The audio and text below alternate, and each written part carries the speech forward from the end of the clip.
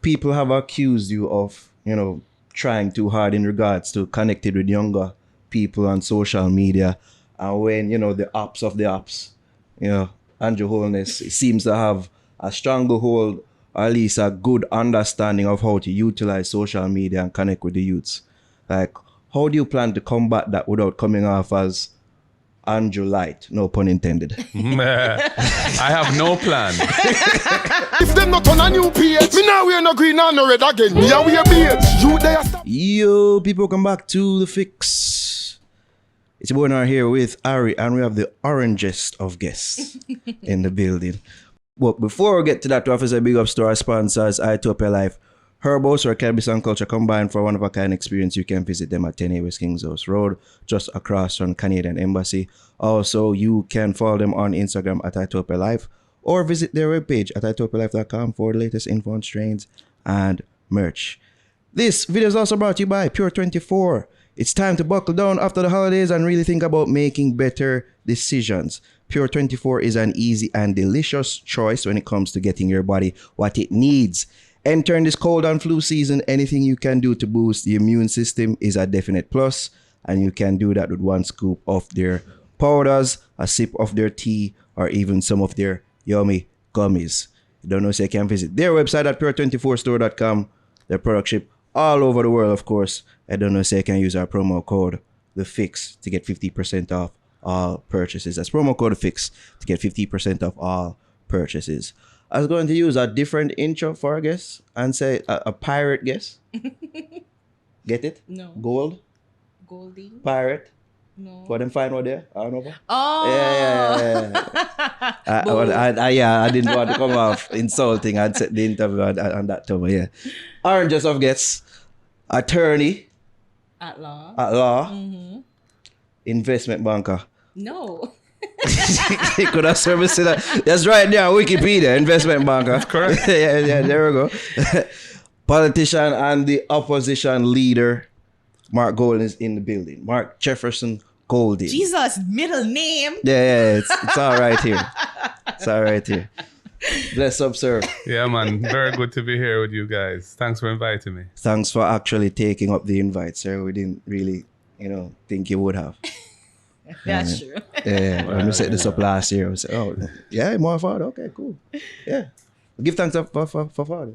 Really appreciate it. Yeah, man. Good to be here. As I said, all best for 2023. Oh, yes, thank you. Thank Yes, you. And, happy hope the nightly fix continues to fix the business and move forward. Oh, We're look at trying. Strength We're to strength. trying.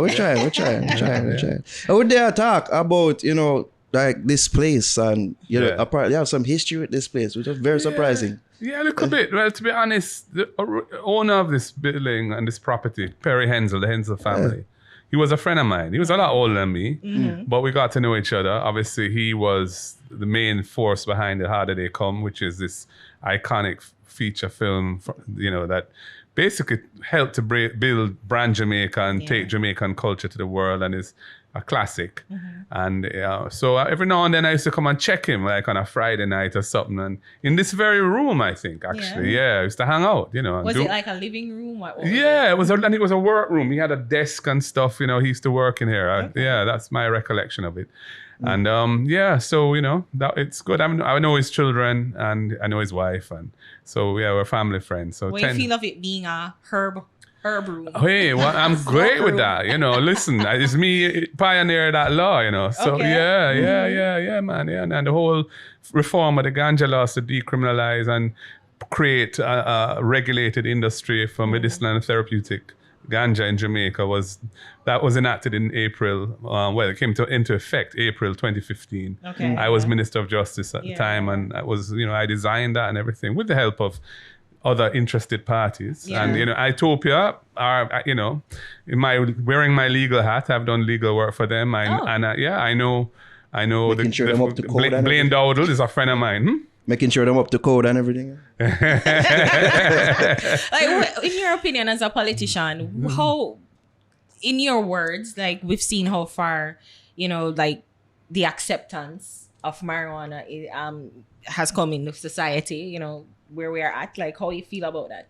you know, where people used to die literally in jail and... Yeah, it was awful. I mean, why I was so interested in it primarily, I saw it as a human rights issue more than anything else, because it was a source of constant conflict between the police and young men in particular in community, you know, less affluent communities and so on. It was always something which the police could use to take a set on somebody who probably said something them like, or, you know, diss them in some way in their own mind. And and so there was like about 10,000 possession cases and smoking cases that came into the courts every year. Minister of Justice, you've seen that, right? Yeah, and I wanted to, you know, we already had a problem with congestion in the court system, you know, the so-called backlog and so on. And then the Rastafari community, you know, who I have maximum respect for all they've done for Jamaica and for black people. Obviously, this is their sacrament. So it was crying out for reform. And, you know, Jamaica had been attempting to go down that road from the 70s. There was a joint select committee in the 70s which had recommended decriminalization. Then another 30 years or so later, there was another one which Professor Barry Chavans was part of. And the Parliament again approved it, but nothing was done. And a window was opened when President Obama was in office. And he basically allowed the states in America to go their own way. Even though it was federal law, at a federal level, it would remain illegal. And it still is. But the states were allowed to, if they had a referendum saying, you know, they wanted to decriminalize whether recreational or just medicinal, it was allowed. And so since they were doing that, and, you know, Oregon and Colorado, and they were all run through the gate, I was like, well, them can't come and tell Jamaica that we can't do it too. Right, because I've always said that this could have been a major export for us, other than, you know, like... but we haven't got it right yet, you know. Unfortunately, we lost the election shortly after the law was passed and brought into effect. And the new government really wasn't their thing, and they haven't really got it together. And, you know, so it's not... In what way they haven't? Well, I mean, it's not an inclusionary industry, for example. Small farmers are not part of it. And that was never the intention. The intention was always to create an ecosystem for the economic empowerment of people, especially those who had carried the burden of the struggle against prohibition over many years. And that hasn't happened. And, you know, I'm not saying it's an easy road because the banking system is impacted by the federal prohibition. And so it's not easy or even possible to access banking services. Yeah, because like a small man can say, oh, what the source of funds? Me sell weed. That not really cut it. Yes. You know? But some progress is being made, and they're getting into some export markets in a small way. And, you know, I'm hearing that some of the original licensees that have been in business for a couple of years are now start to see profit, which is a good sign. So when we come to power, I intend to really focus on making that industry as big and as significant as we can, because we have the brand, and we have the product, we have the history, and we have the culture around it. So, you know, it should be a winner for us. Because people literally come to smoke the weed as well as partake in the sun, sea, and salt of the country. They do, and they have for many years. What I want to know is, in 1998, you had a mind to get into politics? No, sir. No, man. At that time, I was always a conscious youth from I was growing up. You know, I grew up on the university campus. I grew up with the children of lecturers who were in the social science and department, economists, political scientists, and so on. So there was a level of consciousness around political science and ideology, and also cultural, progressive cultural ideas around race and so. But by the time when I became a lawyer, I got more and more involved in commercial law, corporate law, finance. I was very interested in that. And, you know, that I kind of pursued that path and got into business. I've always been in a law firm. I never left the law firm. I'm still a partner at the law firm, but you know, I started DB&G with two other friends. You know, I was a junior in the group. They were a bit older than me. But wait, Mr. Bunting older than you? Yeah. He is? Yeah. And Chris, the two of them older than me. Yeah. Quite a few years older. Wow.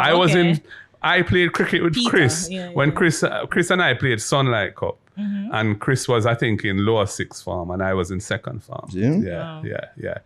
So, you know, that business flourished. And so in the 90s, I was really focused on building that business and making a success of it with my partners. Yeah. And, it was a listed company. We're managing a lot of people's savings. Yeah. So we had to take it very seriously. It was not, it wasn't something to play around with. No, So I remember the ads, Daring, Bunting, and Golding. It's I remember black them and too. light. It's like, Yeah. what is this company? It's like, you're poor. Relax. Well, some people need to know you're some poor. people started small and made a good money out of it, including our staff, because we introduced an ESOP. You may not even know what an ESOP is, No. but it's an employee share ownership plan. Okay. And there was a program of the government of the day. Michael Manley, one of his last things before he retired, was, he had embraced free market economics, basically as a result of the way which the world had changed after the Cold War ended and so Yeah. on. But he was always progressive, and he wanted to see ways of empowering people to become owners. So I guess, translation, like, communism lost, socialism, communism lost. That's At that time, for sure. Yeah, Yeah. man. I mean, it was so-called end of ideology, Yeah. but that's proven to be false because it's going full circle now. But anyway, at that time, he was interested in promoting ownership for workers Yeah. in the companies that they worked in. Yeah. And I was a part of the legal team that designed the ESOP Act, the Okay. Employee Share Ownership Plan Act, that was providing tax incentives to companies to help finance workers to acquire shares in the business. And DBNG was one of the first companies to embrace that. Okay. And so our staff all became shareholders, and they made a good money out of it. especially after when you sold to Scotia. So, yeah, well, Wow. if they cashed out then, they did well. Wow. So you've always been for the people in a sense. Well, yeah. Yeah, because I mean, we were asking you prior. I was asking you prior to the official start of the interview, like, PNP's ideology has always been about socialism. Like, everybody share essentially. And during the time, I think this was the height of the ideological war, as you say. But you're a capitalist venture. Is that what it is, or? Well, it's a business. Yeah. I don't really embrace the concept of capitalism personally, because capitalism traditionally is basically about exploiting the surplus of your workers. So your workers generate, you invest capital in the means of production, and the workers put in the work, and the surplus that's generated above what you pay them belongs to you. Yeah. So in a sense, it's based on that model. Right. But I prefer to think of business as being about innovation, about meeting the needs of the society by providing good service and products and services that they need and are prepared to buy. And then, being nimble and innovative and hopefully successful. Yeah. And then, of course, being generous with whatever it is that you've managed to accumulate. So, I mean, sharing our ownership with our workers was an example of that. And certainly in my own life, I've tried to help many, many people along the way. Yeah. Because I was even asking you, like, how you manage that, the ideologies of, like, the core tenet of what most people know the PNP to be, plus your business. Yeah, mindset. well, the PNP was never hostile to free enterprise. The PNP has always been an alliance of all stakeholders in the society, but with an orientation fiercely and firmly fixed on the upliftment of those who have been historically oppressed, And historically disenfranchised. So, that's been, and I'm firmly in that camp. On the other hand, from the point of view of whether the government must own everything in the economy, I think there are no people in the PNP who think that. I think everybody sees That you know of. That I know of. Yeah, and I know, I've been in it a while I'm now. sure you can't account for everybody. I know Yeah. that thing. No, So I mean, wait the till I party. get my hands on it. no, I mean, it's quite obvious that in our context, there's a role for private enterprise, innovation, and the zeal and creativity that individuals bring when they're trying to advance themselves. But the role of the state must be to ensure that doesn't get out of hand and that the system as a whole allows for the empowerment of those who need a helping hand. Those who maybe didn't have all the advantages of others in where they were born, who they were, the families that they grew up in, the schools they attended. The state must proactively look after those people and make sure that they get a fair chance in life. And to me, that's what socialism is about. Yeah. Even though we may not use that phrase as much as we used to, So, right. because it comes with a fair amount of baggage and misunderstanding attached. But we're still, of the democratic left, and Yeah. and we are a party with a strong tradition, socialist tradition, and I'm proud of it. And even you, how you manage your privilege, like you grew up in a privileged family. Your father is John Golding, you know, and you've gone overseas to learn, to study. So how you able to balance that? And like when people come to you, but Mr. Golding, you don't understand where me come from. Like how do you? Well, I've always exposed myself to a wide cross-section of Jamaican society from I was a youth coming up. I grew up in a community called College Common, which is really where the academic staff at the UWI campus lived. Up Mona. Up at Mona, yeah. But it was right next to Hermitage and Augustown and Angola on the Hill. And we always had interaction. Did you venture over those places? Yeah. Really? Yeah, absolutely. And they ventured over to us, and we used to play ball together. And later on, we used to do all kind of things together. So it has What been... kind of? All kind of things. The things that teenagers do. Things that teenagers do, Yeah. So without getting into further and better particulars, My girl. Like, No. Yeah. And my wife is from Augustown. Yeah. So we met when we were young. Yeah. And we've been together many, many years now. So, I've always been somebody who flex across the different stratifications of Jamaican society. I don't really hold on to those things. I don't really like those things, to be honest. I see people as people. I don't see anybody as better or worse than me. I judge them by their character and their attitude towards others and how the care and love they show for me and for others. So that is really how I stay, True. What I want to know is, we basically heard the genesis, if you will, or some of it, of how you entered into the political game. I want to know when you actually, were in it, or you just got in it. Was there anything that surprised you and said, what the hell is, I find myself, Well, what kind of surprised me was how it draws you in. How I got into it. We sold DB&G. I achieved some financial security from that. And I was, I come out of a tradition of service in my family. My father was an orthopedic surgeon, but he was very involved in trying to help persons with disabilities. He started the Mona Rehab Center, which is now named after him, and many other institutions. The Hope Valley Experimental School, which is a school for disabled and able-bodied children to learn together and learn about each other. He was involved in the start of the Fish Clinic, the Hospice Care Center for people with terminal illness. He started that, In fact, I remember when he died, and my sister was going through his stuff in his study, in the cupboard there.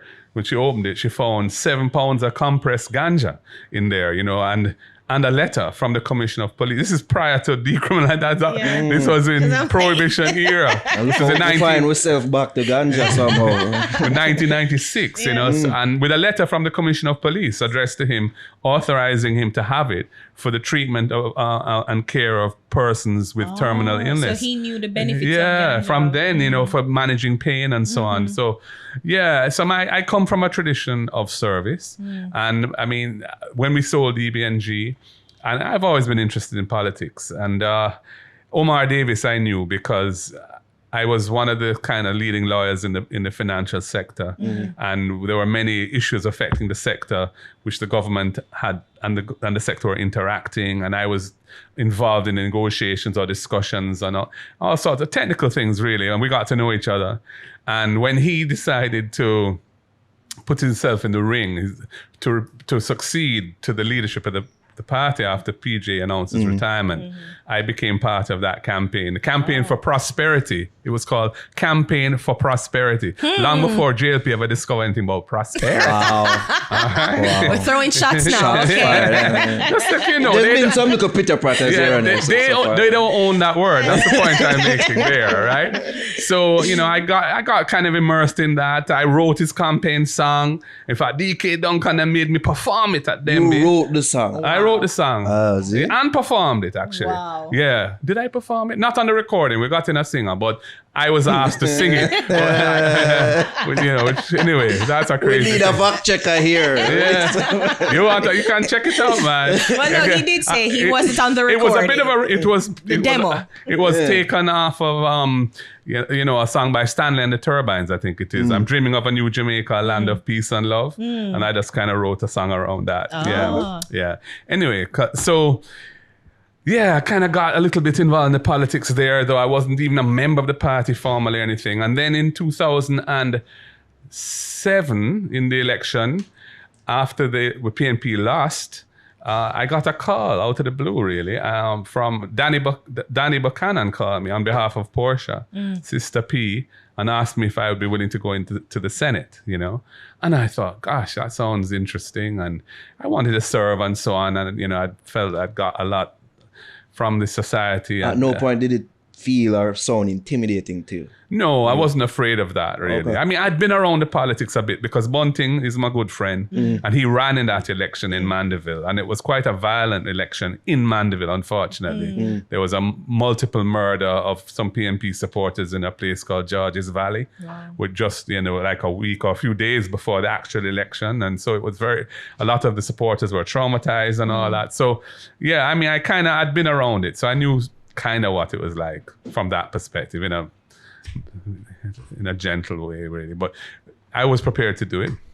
And then, of course, I joined the party. And then there was a monthly meeting of the parliamentary group and the executive, which I attended. And that was the first time I'd been in PNP headquarters, really, in around the table with all these persons who I had heard about, Bobby Pickersgill and Peter Phillips and Sister P and others, So you didn't know them prior, really? Didn't really. I knew Omar. I knew Omar well. Yeah. I knew them a little bit, but I didn't really know them well. But Sister P kind of took on to me.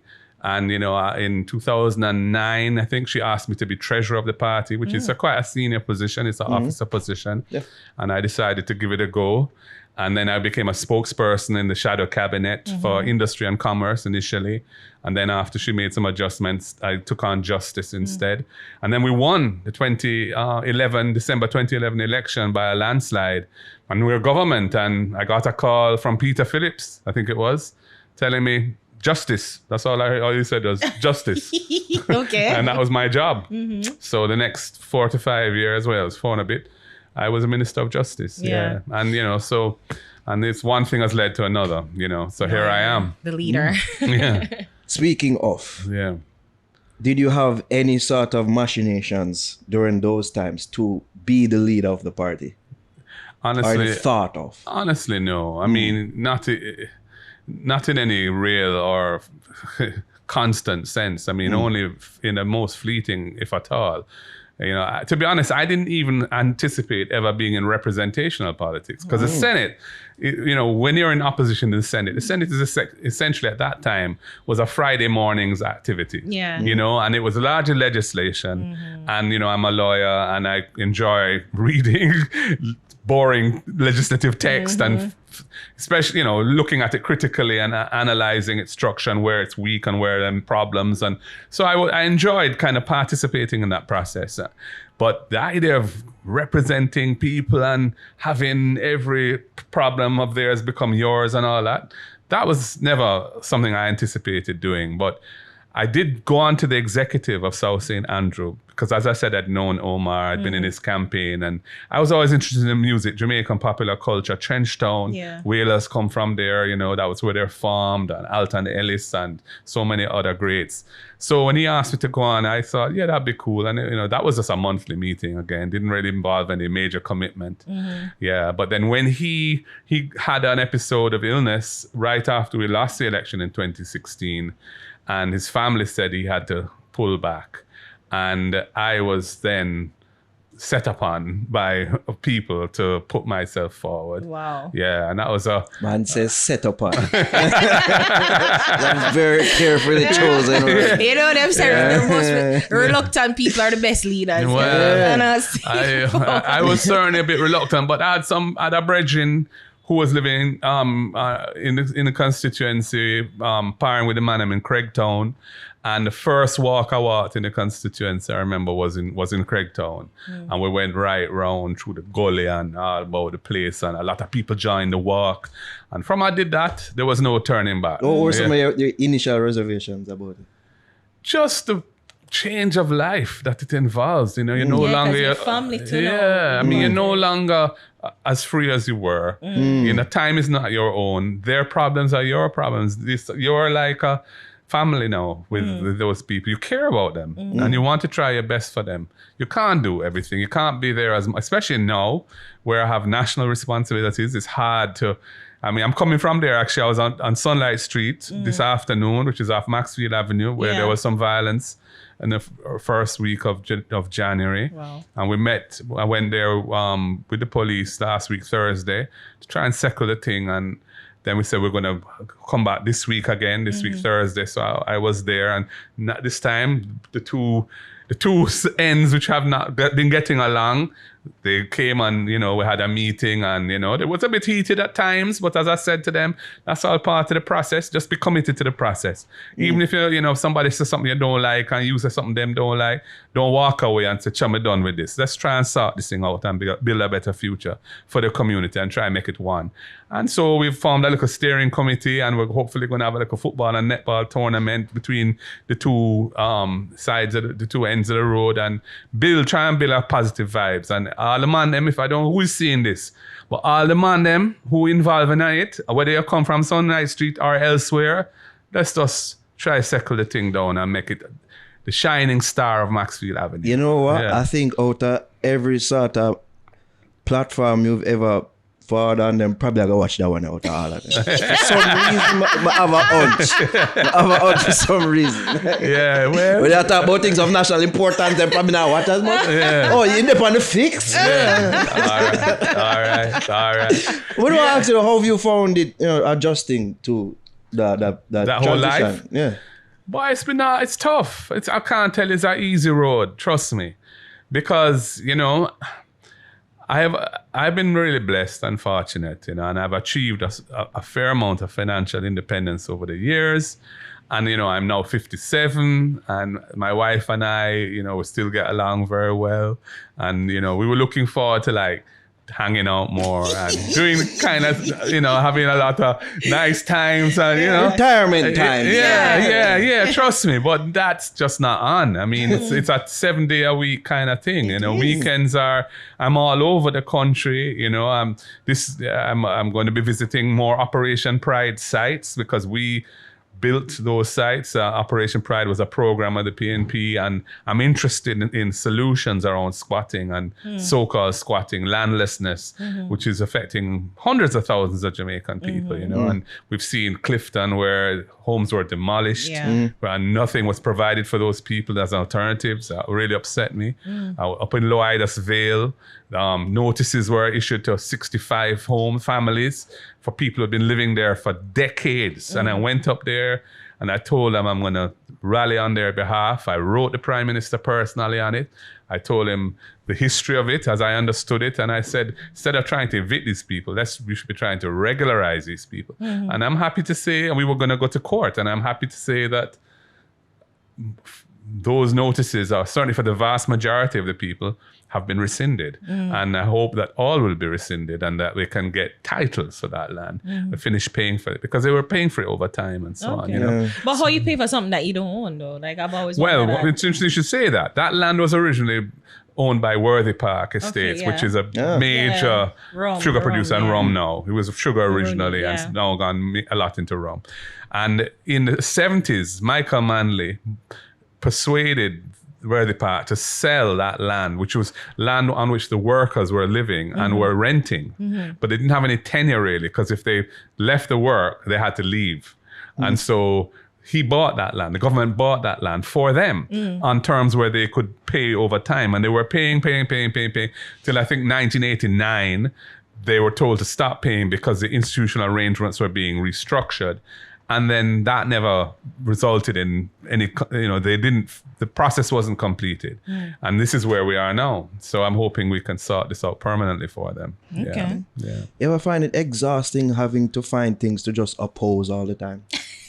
No, well, I have to it's, oppose, it- like, I have, it's that exhausting. type of thing. It's exhausting because there's so many issues where people need justice. There's so many issues where unfairness raises its ugly head.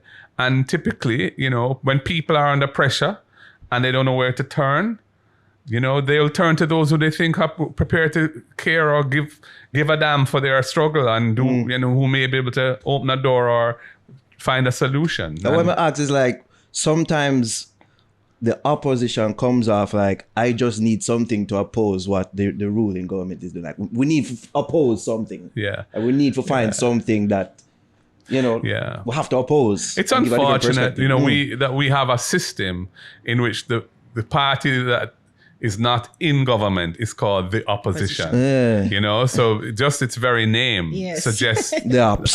the action of opposing. But really how I see it is that we are there to hold the government to account, Of course. to make sure that what they do is proper and right and just, and to express our views on alternative ways of doing things where we see them going down a road that we don't think is the best road.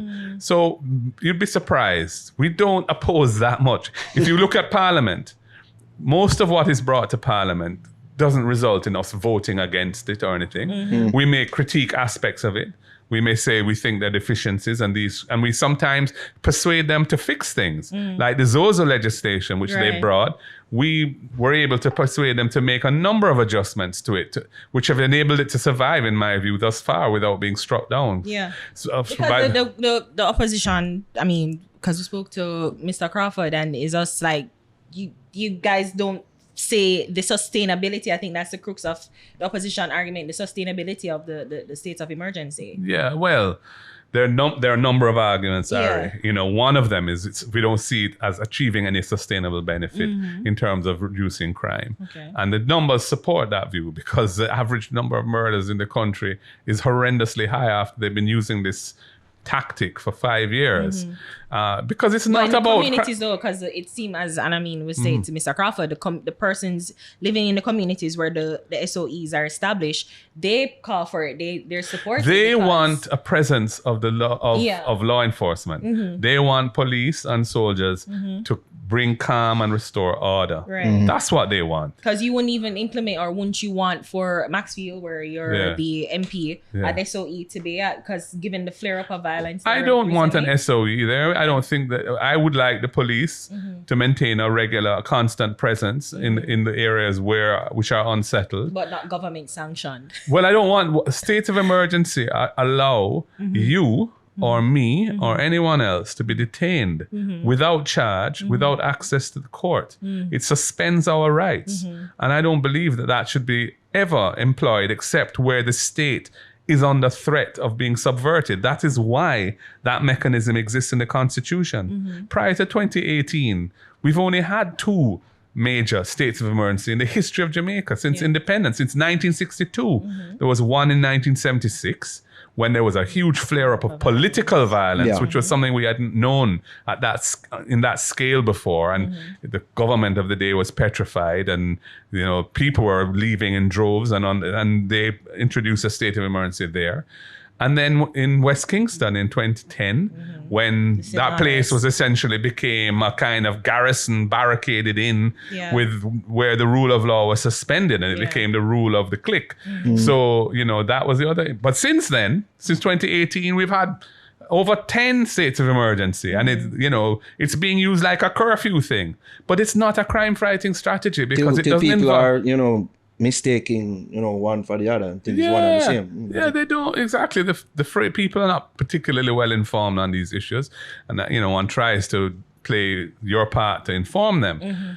But the reality is that a state of emergency is about detention. Yeah. It's not about investigation, and it's not about case preparation, and it's not about prosecution and conviction. Now, fighting crime is about those things. So people are held to account, and there is some punishment for those who deserve punishment. States of emergency kick the can down the road by just holding people, and if ultimately they are released, and the situation remains as it was. So, I mean, guess- do you agree that though the situation is dire? Yeah, And, you know, yes. I'm thinking that, like, I've always wondered to, like, solutions. Yes. What are some of the things that you as the opposition, like, setting aside politics, I know it's political, but set aside politics, how can the opposition and the government work together to come up with some reasonable crime fighting solutions? Because I think Well, the, crime, put it this the way. monster crime is so unfightable. Awful, yeah. Pretty much, like, I don't even think any party have the answer to it. So they're just Yeah. trying to do what works, and it works for the communities. Well, it doesn't work. It doesn't. It hasn't achieved any lasting benefits, and the situation remains as bad as it was or worse. But yes, the situation is dire, and yes, we should be collaborating, and we collaborated on Zozo, and we've made many other suggestions around. I came up with a suggestion in December of a new mechanism to allow persons who are known to be threats to life and on which there's credible intelligence, but there is not yet evidence to support a case and a charge, Yeah. and they are able to intimidate witnesses and so on, Right. that you could get a court order where in a court supervised process over, I think I said 49 days, the police could take them off the road, put them in detention, and report fortnightly to the court as to the progress that is being made in putting a case together and then charging them. If after 49 days you can't bring a case against them, then you'd have to release them. But that was an idea that we've put forward, and which I think is worthy of further discussion. The reality is that the crime problem we have, it needs a holistic solution. It's not just about, first of all, the police are undermanned. We need about Overworked. 3,000 more police in the country. The number of police officers per capita in Jamaica is far lower than many other islands in the Caribbean, which have a much lower crime rate than we do. So that's first thing. In fact, since September, where we've seen some reduction in violent crime, it's largely because there were 300 new recruits that were joined the force in September, and another 200, I think it was, after that. So 500 additional police have come on the road to help. The divisional commanders have the human resources to effectively police areas. We need 3,000 of them. So that's one aspect of it. In addition, we need laws like the one I've suggested that allow you to be spearfishing for the people who are holding our society to ransom. Right? Not scraping up thousands and thousands of youths, most of whom are innocent, most of whom are traumatized or lose their jobs or are otherwise negatively impacted in their life prospects by this net fishing approach. I'm totally against it. And then we need to have a serious social investment program to uplift the youths and give them a chance. We have an education system which fails many of our youths. Many of them enter secondary school illiterate and innumerate. They have no chance of achieving anything through school if they don't get the basics. So we need to fix the basic early childhood and primary school system, raise standards. There's no reason why any Jamaican child should not be able to read and write, add, subtract, multiply, and divide by the time they're 11 years old. We need to make sure that that happens. And then for those who are leaving school with no subjects, and them can't get into art, and them can't get into college, and them can't get a work, we need a program for them, a national well-designed program to give them self-respect, a sense of citizenship and belonging and ownership, training, and a job placement exercise. I think it was values and attitudes. I think that was one that was, I remember that thing. What do you think is one of the biggest contributors to crime in the country right now? I think part of it is the education system and the fact that we have so many young people who go through that system and end up with nothing to show for it and no real prospects in life. What do you say, not to interrupt you, but what do you say to people who would criticize, saying that, well, you know, the education system didn't just start failing; it's been a prolonged, sustained issues like between both parties, pretty much. And like what's your I would response? accept that is that, you know, both parties have not managed the situation as well as should have been. I mean, but there was a big education transformation project that started, I think, in 2005 or thereabouts, but wasn't followed through. And now we have another one with the Patterson report. I don't know what's happening with that either. But we need to treat education as a national priority because it is the antidote to poverty. And it is a way that most Jamaican people who aren't born with a golden spoon can move up in life. Yeah. But it is like education seems so long.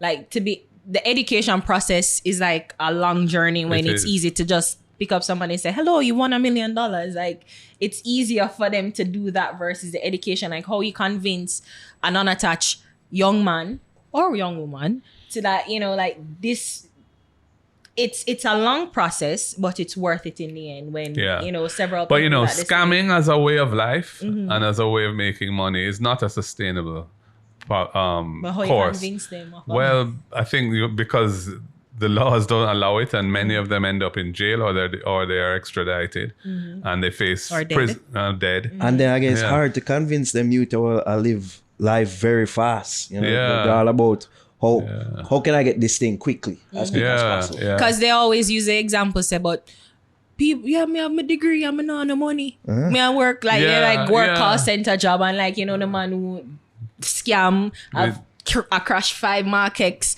I buy 2 big house, I've wholesale and all them something like, live a very extravagant life. For somebody who committed to the process of going to school and getting education. That messaging is very, very alluring, I would think, to young people. And I understand that.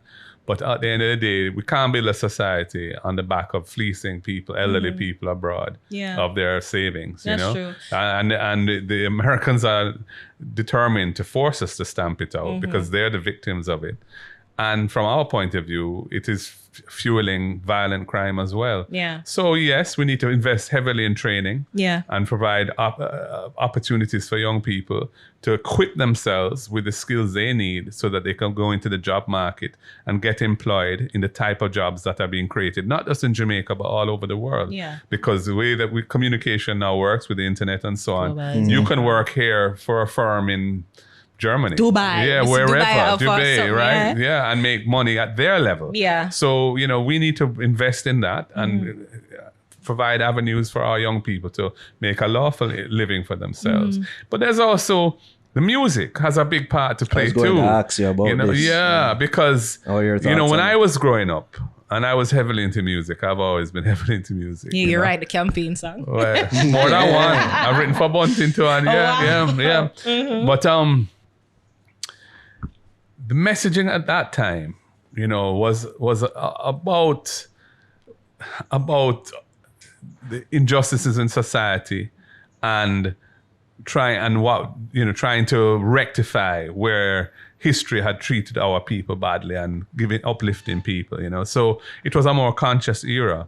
And when I hear some of what is now getting millions of views and all that, it's a little disturbing because when you listen to what those messages are, it's all about antisocial behavior, essentially, killing people, flying them marrow, scamming them, or treat, heavy sexual promiscuity and so on.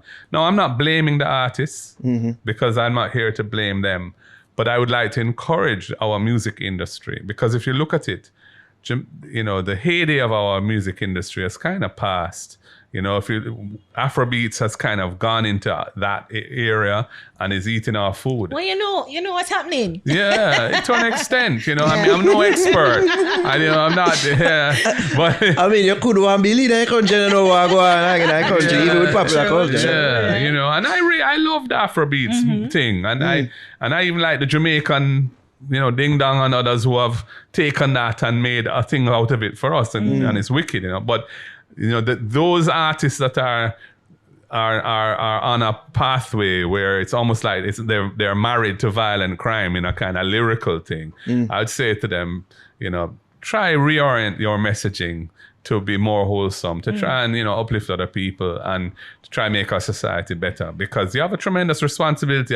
You might be 19 years old and you don't know that, but you are influencing people. Because when somebody has 16 million views, and that means that 16 million people have watched what you had to say on that issue, and they may have watched it several times. So it is important that we try to, and I think there needs some more collaboration between the Ministry of Culture and the music industry around those kind of issues, you know, because if we're going to continue the strong tradition of international impact that Jamaica, this is a tiny island. Regional impact, because Valiant was just asked to be to do a dub in for Antigua. Antigua and Barbuda for their election. Yeah. The Dunch check. I don't know. I know. Yeah. He's a work in progress. Yeah.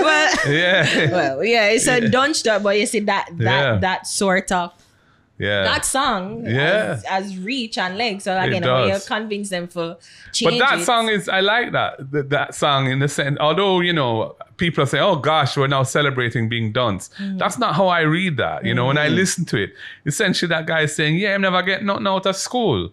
But, you know, he's somebody. And he, as he said, he's a work in progress. You know, he's trying to improve himself. And the system kind of kept him down.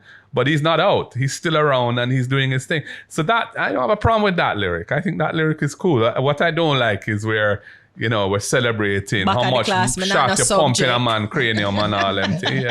Do you think that because there's people at the school that thought that the music has always been this way, probably from even some songs in the 80s and of course in the 90s where songs were really violent. If you really check out the landscape of the music back then, you think it has increased? Well, I think the market share of it has increased. There's always been, not always, because I mean, in the 60s, you know, there wasn't, the music wasn't that violent. No, there was peace and love, everybody. Well, there was something about Rude Boy, you know, the Rude Boy era, and, you know, Rudy Get Bail, and, you know, there was ska music had Prince Buster them and Morgan and them had their little thing going on, but it wasn't this hyper violence that we now have. It gone to scare.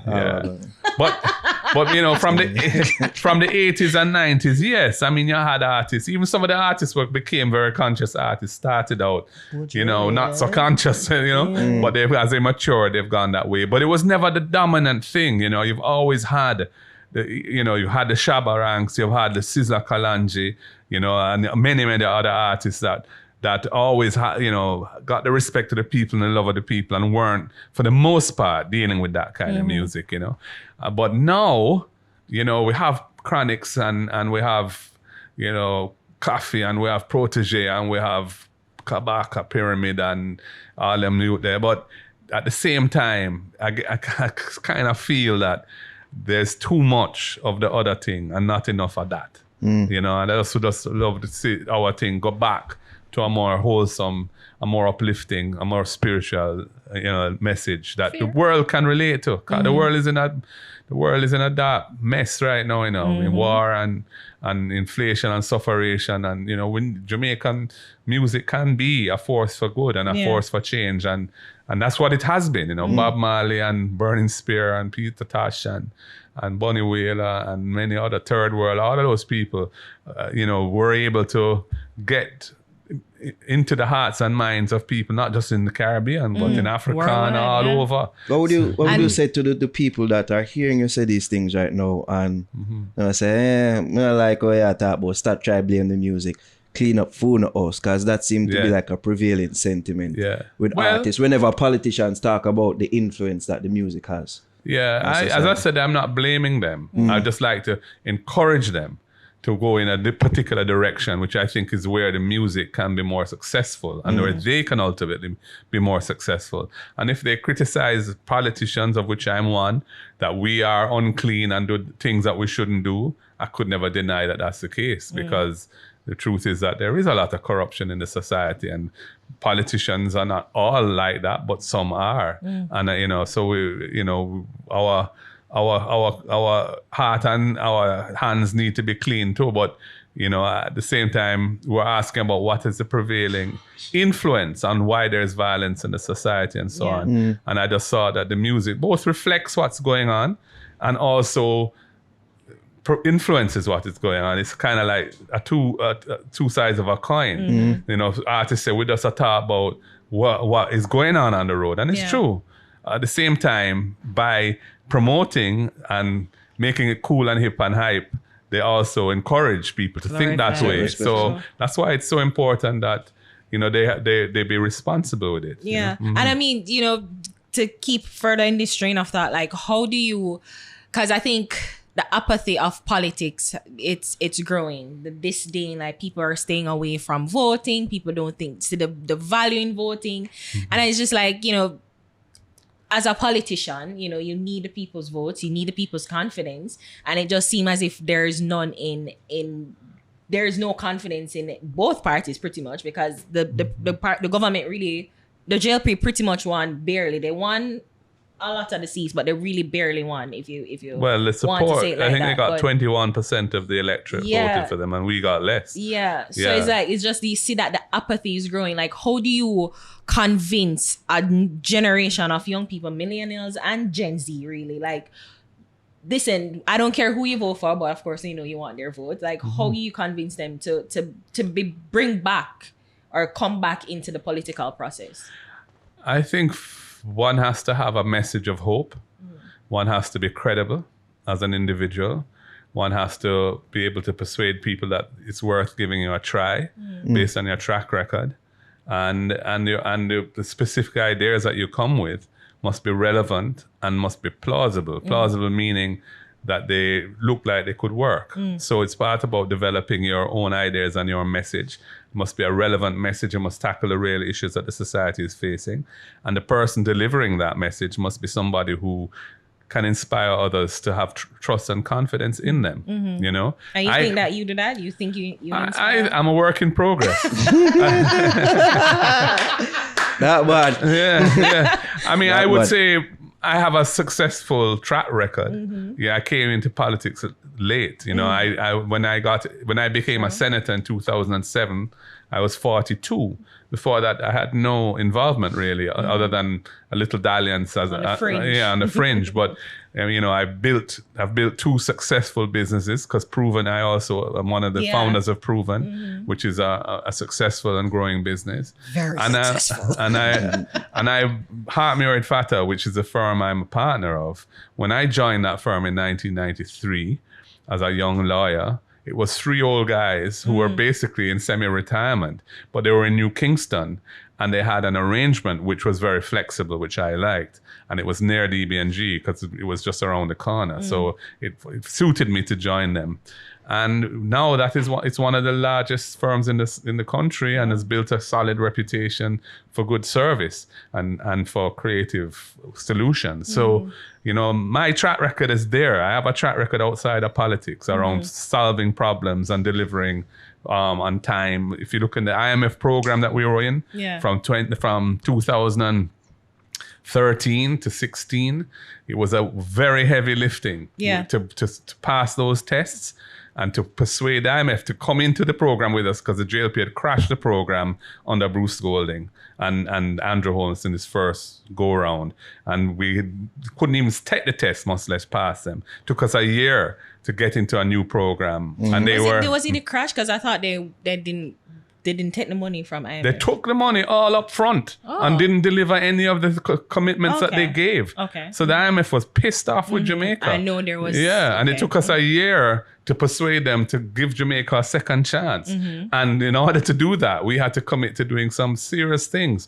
And I was responsible. Austere measures. I was responsible for the legislative program. And many of the deliverables under the IMF program that we agreed to involve legislation, mending all the tax laws, and it's borne fruit.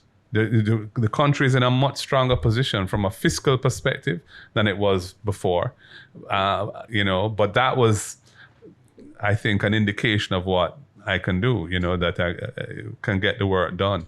So yeah, I think I have something to offer to Jamaica. If I didn't feel that way, trust me, I wouldn't be here. All right. What about, do you say that you may offer it, but the overall, the party itself, the other persons or the other members of the party, like there is not much confidence in the party as a brand?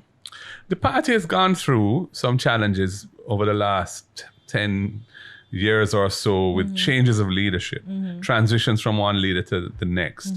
We're a democratic party, and those are contested changes, and each one of them has left some amount of turbulence in its wake, which has, I think, impacted the way the country was looking at us and so on. But we've started to settle down, and we're pulling together much better than we have been before. And we have some good people. I mean, we have people, creative thinkers like Damien, who you've had on. We have solid, very capable managers and thinkers like Peter Bunting. We have people like Philip Paulwell, who has, a track record of achievement in government. He was the one who opened up telecoms from a monopoly to having a diverse telecoms I give market. him props to that. Yeah, Even though we need more, cause there you go. Well, I won't follow you down. I won't follow you down there.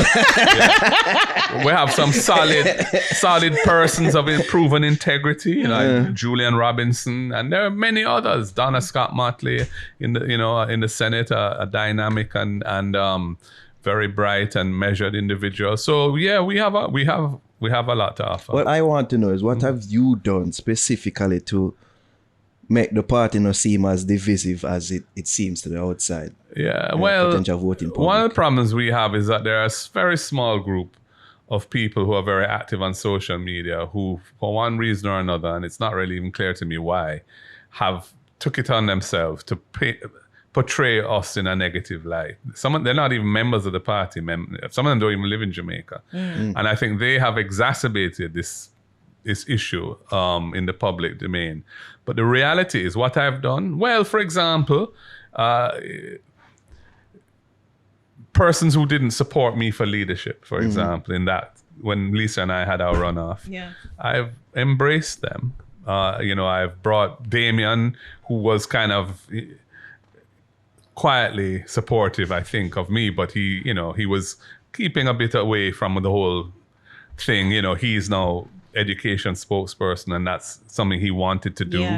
I made Philip Paulwell, who was, I think, supporting Lisa, leader of government opposition business in the House. He sits beside me in the House. Mikhail Phillips is now a vice president. Donna Scott Motley is a vice president. We had to make sure that happened to kind of help bring things together. So we're doing a lot of things to keep your enemies closer. Right? Yeah, well, they're not enemies. They're not enemies. I'm joking. That's saying. I know, no, but you say you embrace them. Have you felt, reciprocation? Yeah, that's what I was I have, to be honest. I have a good working relationship with each of those persons that I've named.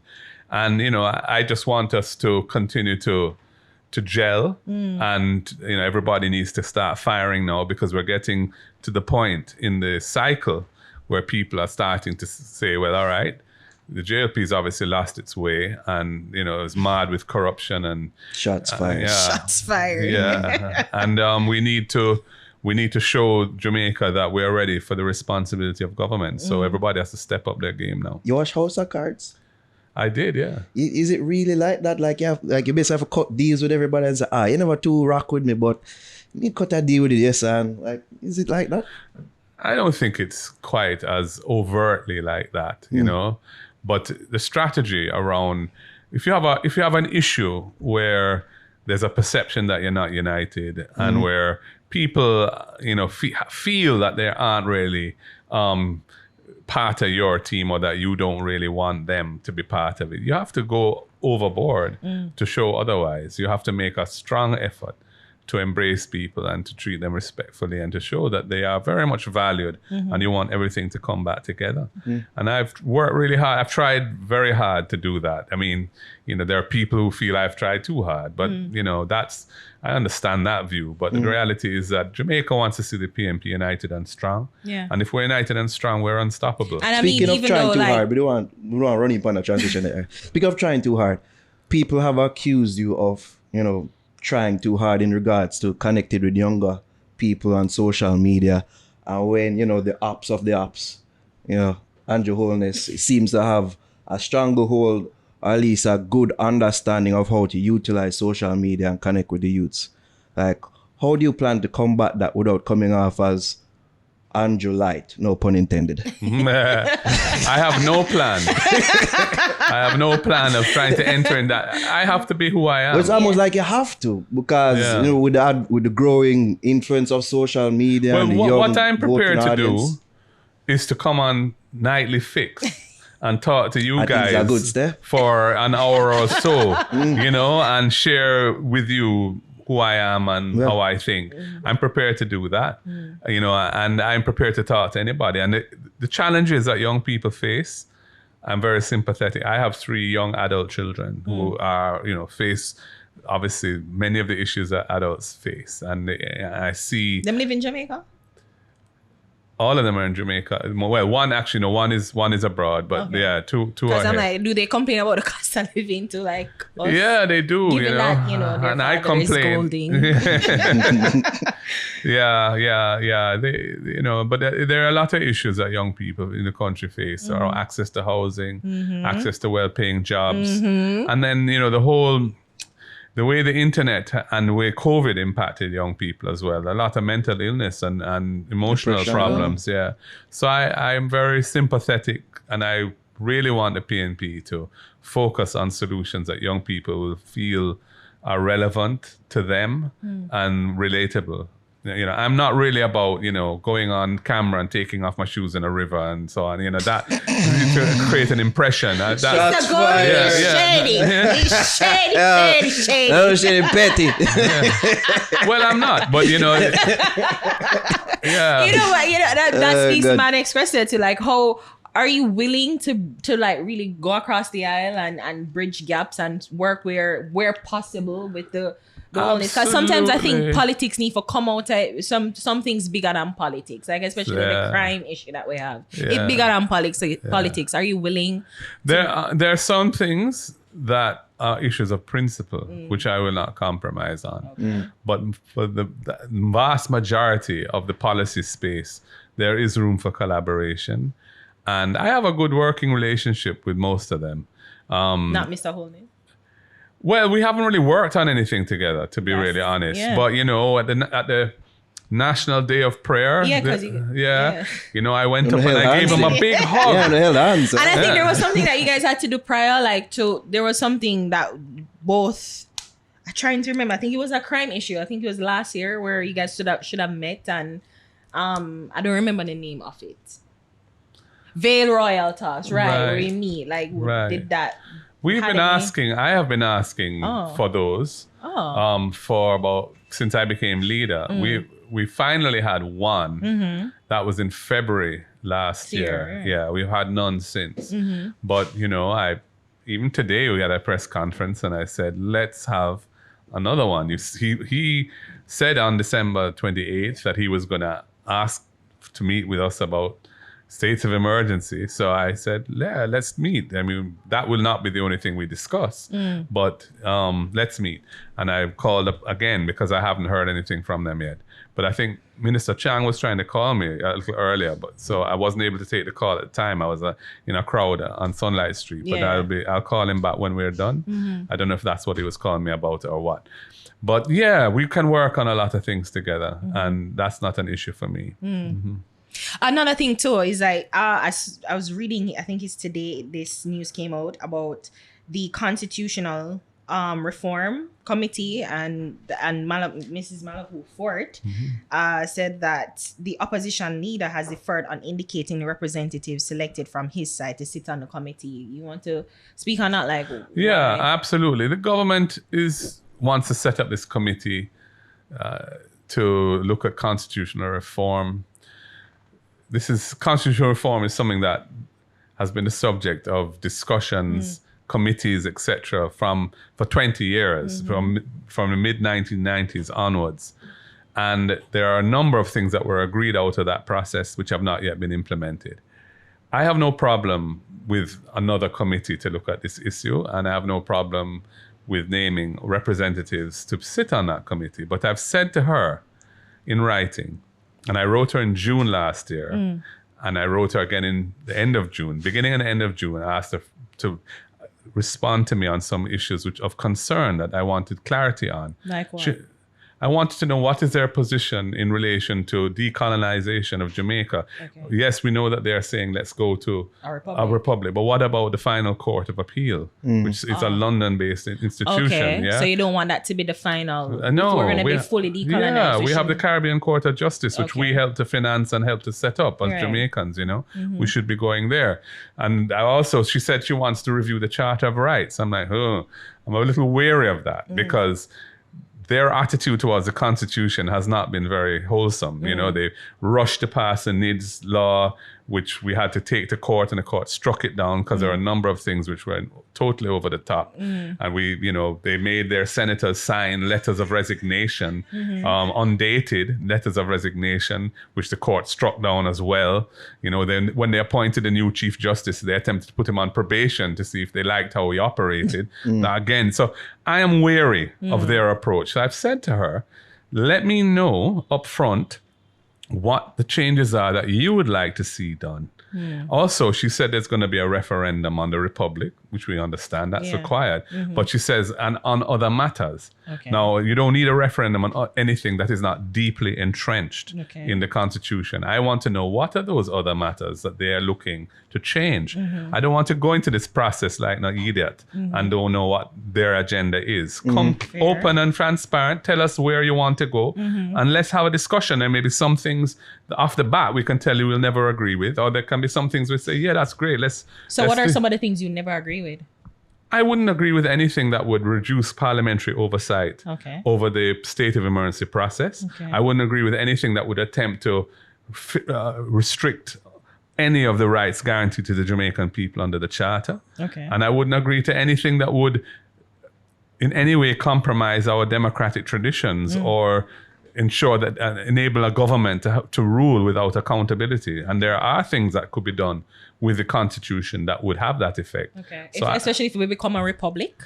Not especially if we become a republic. Whether a republic or under the current situation, there are other provisions in it that if they want to change them could have that effect. I just want to know where they're going. If you want me to come on a journey with you, or if I want to take you out somewhere and we're not in a very trusting relationship anyway, and you say to me, and you say to me, are we going to Montego Bay or are we going to St. Thomas? Wherever. You know, I think that's a reasonable question to ask, right? No, but you know, you sometimes you have to be ride or die, you know? Like, no, well, I'm not riding or dying with them. Because what I was doing was bring up a tweet by Robert Nesta Morgan saying that why would the leader of the opposition want to twin republic with CCJ? I thought we all wanted a republic. I don't know if you saw that tweet. Well, Robert Nesta Morgan is prone to playing politics with every issue, you know? As I've said, because I believe that we should be decolonizing fully at this stage. We're 60 years old. We are a country that has a history where our relationship with the British monarch and with Britain came out of slavery and colonialism. We are a country that needs to stand up and show that we are mature, that we believe in ourselves and our people and our abilities to govern ourselves. And there are major practical problems with having a final court of appeal in London. You need a visa to go to London.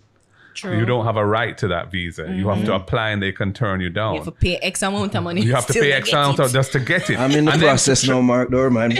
And so I had to go through it myself because I visited England in November on a tour, a diaspora tour as we called it. And I had to go and apply and get my visa. And you know, it was a pretty demeaning process, I must tell you. Oh, I thought you were born in England. I was born in UC. Oh, your father was born in England. My father was born in England. Oh, okay, but you know, you renounced, or because I thought that you could get British citizenship. I had to renounce it. Yeah, if you're a politician. I'm born under our constitution. You can be eligible to be in Parliament, as long as you're not a citizen of a foreign country, which means a non-Commonwealth country. Yeah, but I was born here. I have a Jamaican passport. As a child, I also had a British passport and so on. But I don't intend to maintain that passport, you know, because I feel in the position I have, you know, it was a convenient travel document in the past, but I think I can't be holding this position and maintaining that. So I'm not. So I don't intend to. So you said that you had to do a tour. You had to apply for. Yeah, really? Of course I did, like everybody else, and I had to go through that process. And you know, to be honest, I did not enjoy it. So, but going back to the issue, you have a vagina line. You know, Yeah, well, I think, I mean, Well, Yeah. I am not aware of that process involved any kind of special treatment. when I was, I mean, maybe getting the appointment quickly, because I was, we were leaving fairly soon, and there was some delays in the process, and I did ask if we could get it expedited, but the actual process of going there and doing the biometrics and all that was it felt like everybody else. Let me tell you. But anyway. The point I was making was the cost of litigating, the cost of going to London, flying there, staying there in a hotel, paying UK lawyers to be on what they call the Privy Council agents. You have to pay them to be your agent. It's prohibitive, and there are very few appeals that go to our final court. And that is a bad thing, because that is where your jurisprudence is developed at the highest level, in your final court. We need to have cases going there where the law can be clarified, it can be improved, etc. And our lawyers should be having access to litigating and arguing cases at that level. Very few Jamaican lawyers get the chance to do it.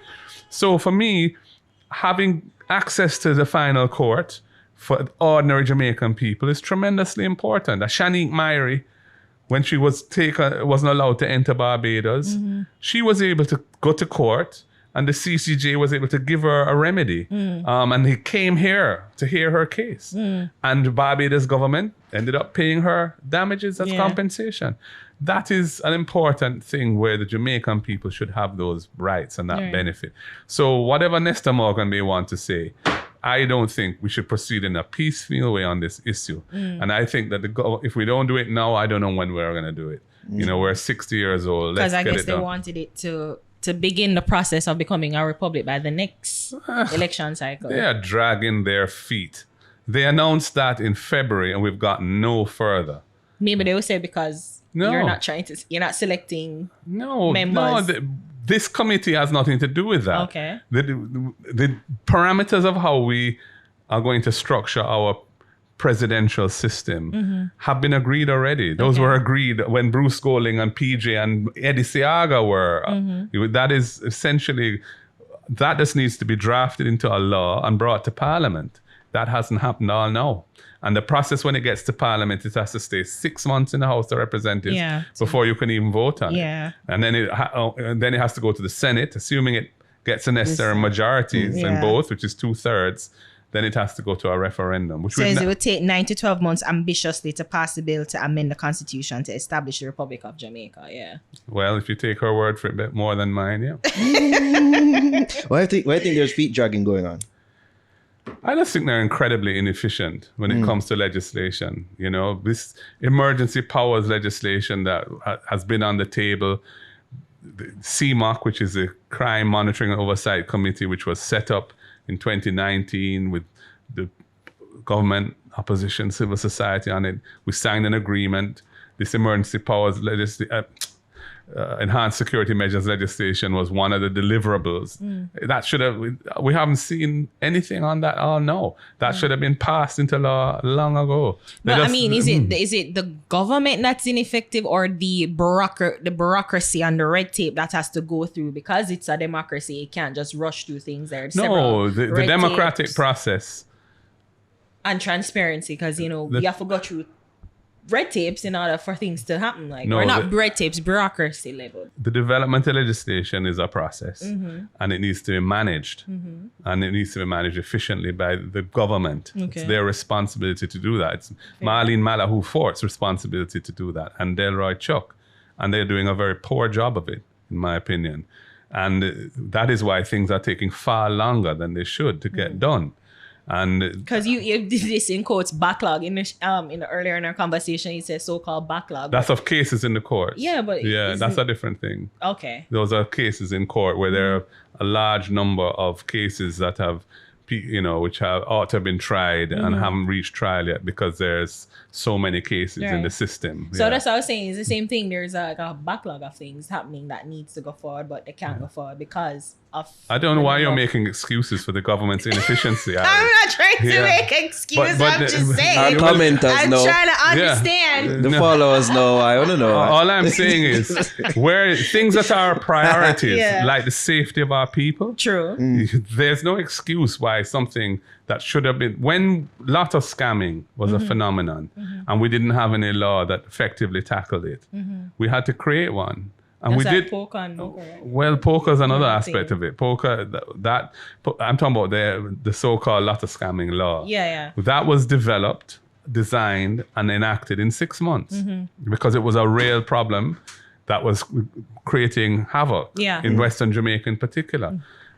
There's no reason why things which are important to the society, you can't do all legislation at once, but things that are particularly needed should be prioritized, and you have to manage that Expedited. process.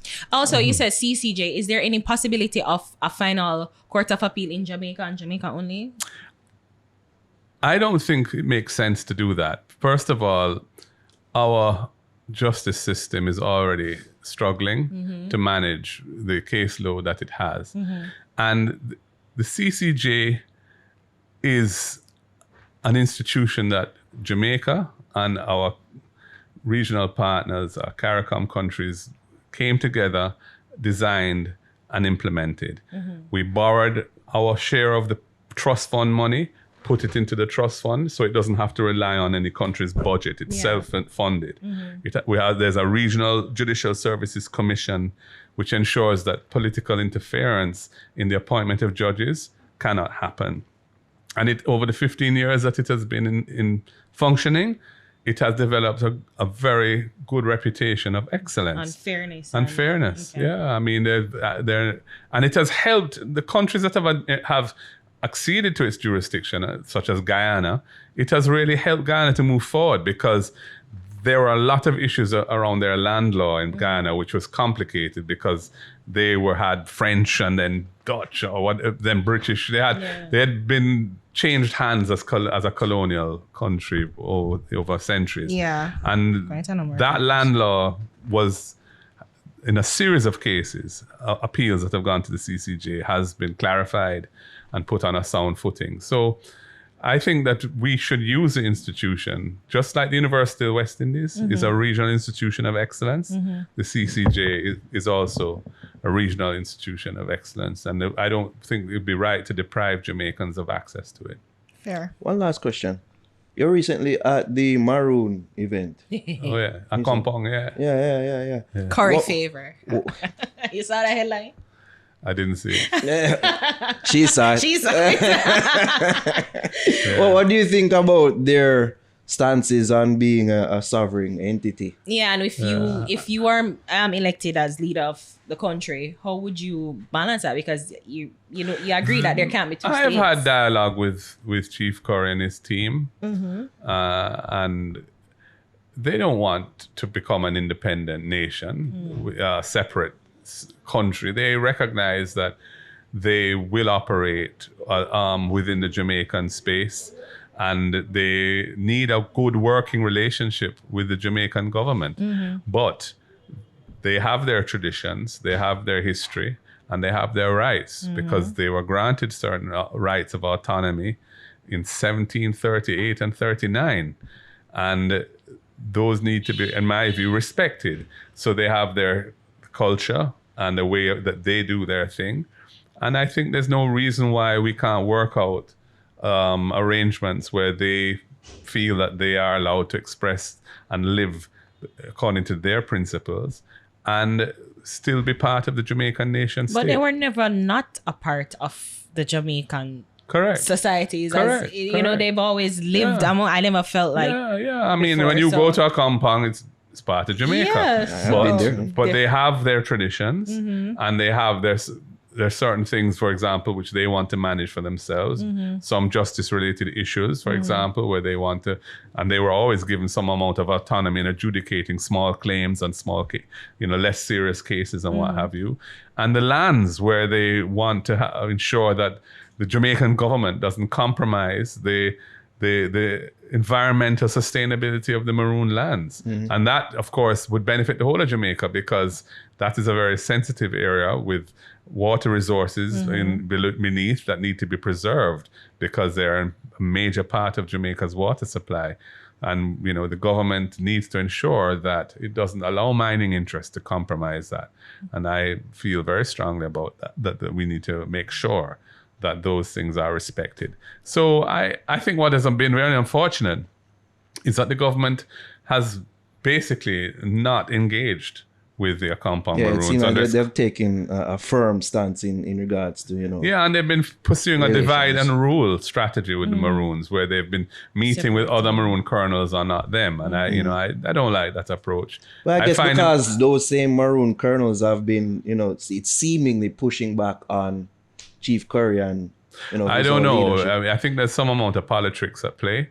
But when I spoke to the crowd there, I encouraged them to adopt a united stance so that they can have respectful dialogue with the government of Jamaica around the issues of concern to them, and can hopefully make progress in resolving whatever issues there may be. I don't think having the communities of the Maroons fragmented is to anyone's benefit. Sure. Is there any viewpoint that you have now that you think will change once you get in power? Speak from your perspective. Because it's funny because you hear, opposition leaders or people who are running for leadership of the government. They say certain things now when they reach in power. It's like, Yeah. sometimes they say maybe a stance change or something.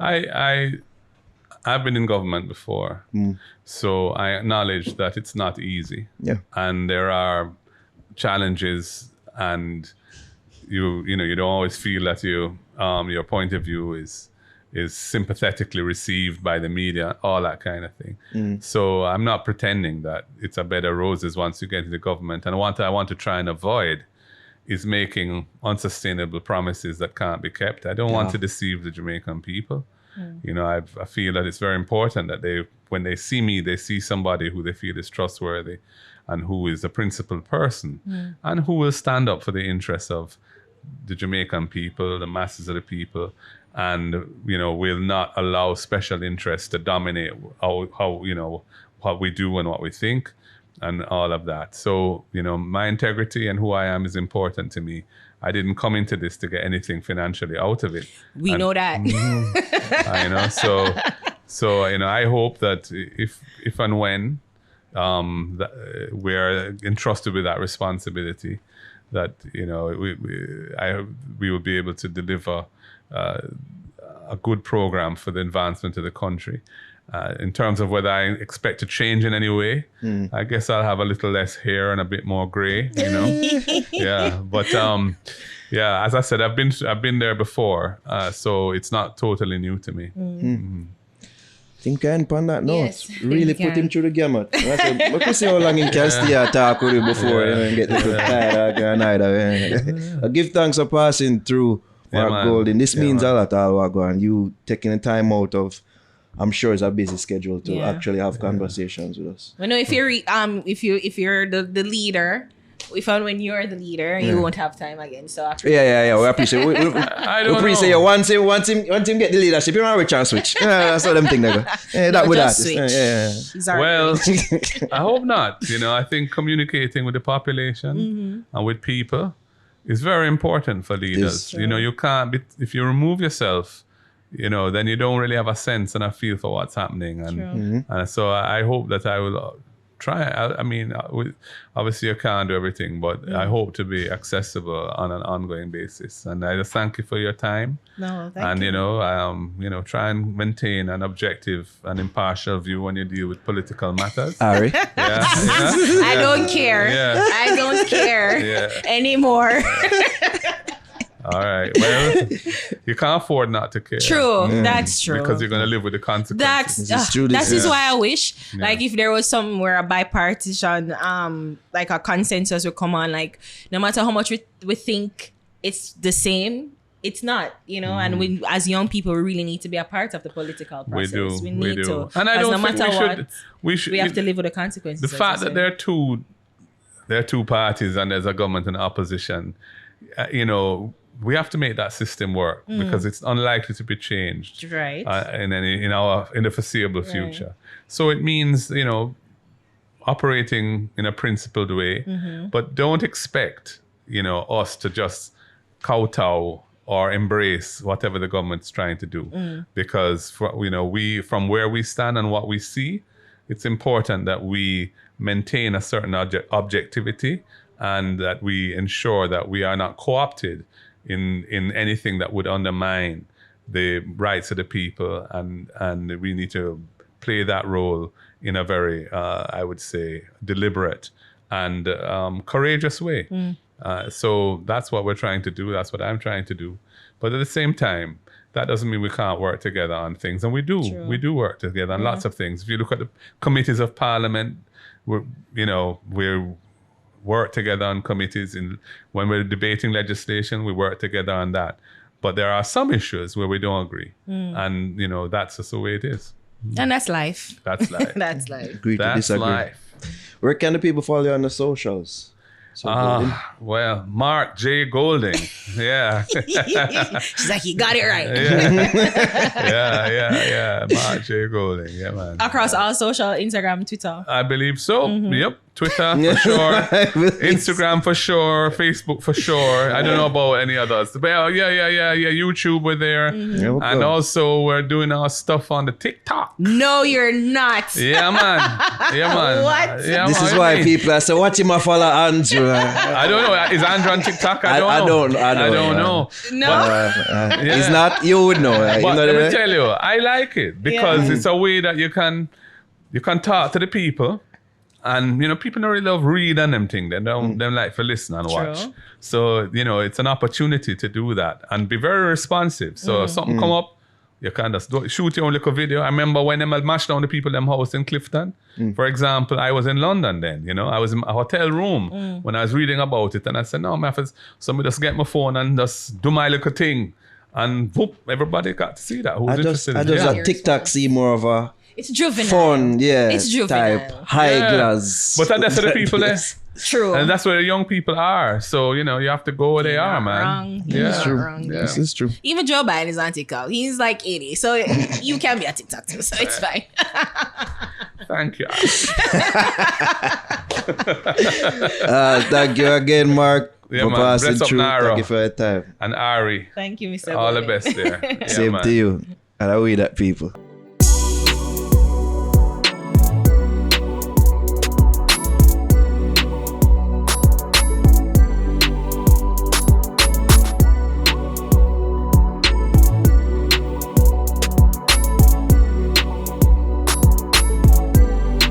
Yeah.